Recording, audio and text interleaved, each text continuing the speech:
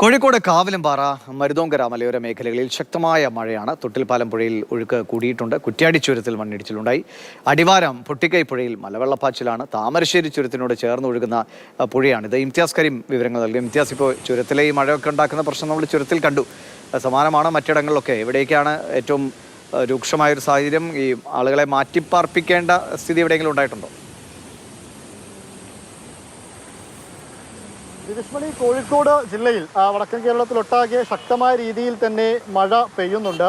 സൂചിപ്പിച്ചതുപോലെ തന്നെ താമരശ്ശേരി ചുരത്തിൽ മണ്ണിടിച്ചിലും ഒക്കെ ഉണ്ടായതോടുകൂടി അതിൻ്റെ ചുരത്തിൻ്റെ സമീപം അടിവാരം വഴി ഒഴുകുന്ന പൊട്ടിക്കൈ പുഴയിൽ വലിയ രീതിയിലുള്ള മലവെള്ളപ്പാച്ചിലുണ്ടായിട്ടുണ്ട്.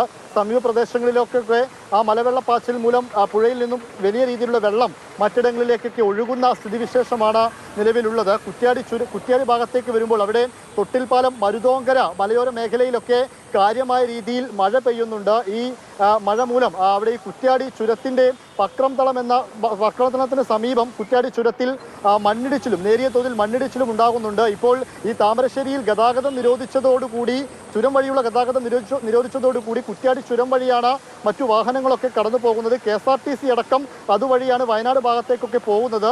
അതായത് അതുവഴിയുള്ള വാഹനത്തിൻ്റെ തോത് വലിയ തോതിൽ വർദ്ധിച്ചിട്ടുണ്ട്. ഈ കുറ്റ്യാടി ചുരത്തിലൊക്കെ ഈ രീതിയിൽ മണ്ണിടിച്ചിലുണ്ടാവുന്നതും വലിയ ഭീഷണിയായി തന്നെ തുടരുകയാണ്.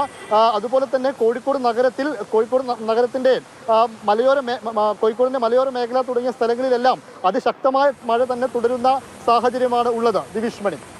ശരി, ഇംതിയാസ് കരീമാണ് വിവരങ്ങൾ നൽകിയത്. കനത്ത മഴ വടക്കൻ ജില്ലകളിലൊക്കെ തന്നെ കനത്ത മഴ അനുഭവപ്പെടുന്നുണ്ട്.